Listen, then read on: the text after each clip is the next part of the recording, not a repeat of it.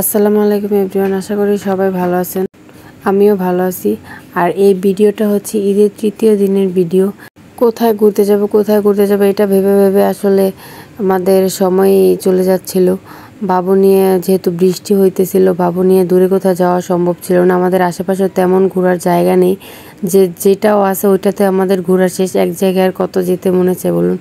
তারপর ভাবলাম যে আসলে এইখানেই যাই। এখানে আমি অনেকবার আগেও গিয়েছিলাম, তারপর আবারও আজকে চলে আসলাম। কিন্তু ভাবছিলাম এখানে এসে মাঠের মধ্যে দাঁড়িয়ে একটা ছবি তুলবো, কিন্তু আসলে পারলাম না।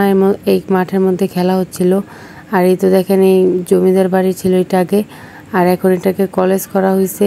এর সামনে একটা পুকুর আছে, আর এই পুকুরে নাকি প্রতি বছরই একজন মানুষ মারা যায়, আমি যা শুনেছিলাম। আর আমি যতবারই এখানে আসছিলাম ততবারই কিন্তু এটা আমি বন্ধই পেয়েছি, একবারও ভেতরে ঢুকতে পারি নাই। কারণ আমি যেহেতু ঈদের পরে আসি, আর এই কারণে এটা সবসময় বন্ধই থাকে, ভেতরে আমি কখনোই ঢুকি নাই। এটা নাকি ভেতরেও অনেক সুন্দর সামনে উঠান আছে, যেহেতু এটা অনেক পুরনো বাড়ি ছিল।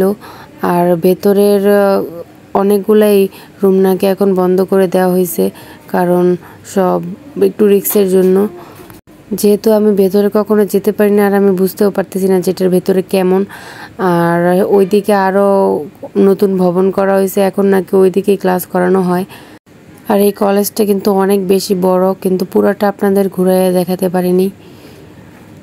আর এখানে কয়েকটা কৃষ্ণচূড়া গাছ আছে, যখন ফুল থাকে এখানে বসার জায়গাই পাওয়া যায় না। এখন যেহেতু ফুল নেই তাই একটু বসতে পেরেছি।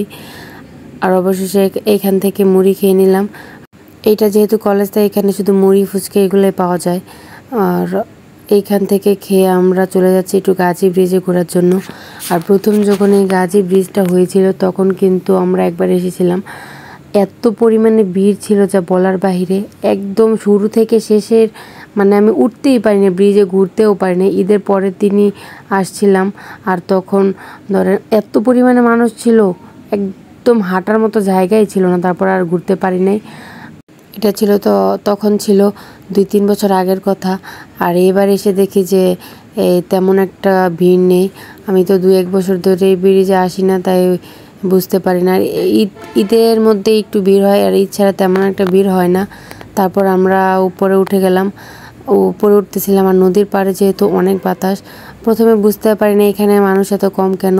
তারপর জানতে পারলাম যে ওই পাশে নাকি মেলা বসছে, ওইখানে মানুষজন দাঁড়ায় আছে, মানে ঘুরতে গেছে।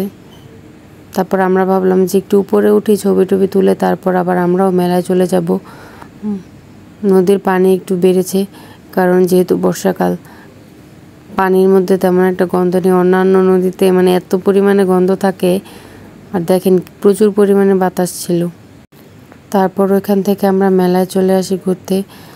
মেলায় সন্ধ্যা হয়ে যাচ্ছিল, ছেলেকে যেহেতু বাসায় রেখে আসছি তাই ছেলের জন্য কিছু খেলনা কিনে তারপর আবার বাসায় চলে গেলাম। বাসায় যা দোকানে মানে এত পরিমাণে দাম চাই, যেহেতু ঈদ সিজনে একটু দাম বেশিই চাচ্ছিল সব কিছুর। তারপরে যেহেতু ছেলের জন্য খেলনা কিনতেছি, যতই দাম হোক নিতে হবে। আর তারপর অবশেষে আমরা এখানেও ফুচকা খেলাম, ফুচকা খেয়ে বাসায় চলে যাচ্ছি এখন। আর ভিডিওটা এই পর্যন্তই। আমার পেজটিকে ফলো করবেন এবং ইউটিউব চ্যানেলটিকে সাবস্ক্রাইব করবেন। আল্লাহ হাফেজ। আর এই দেখেন আমার ছেলে খেলনা দেখে খুবই খুশি হয়ে গিয়েছিল। বাসায় নেওয়ার পর খেলনা ধরতেই দিতেছে না কাউকে, ও নিজে একা একা খেলবে, আমাকেও ধরতে দিতেছিল না।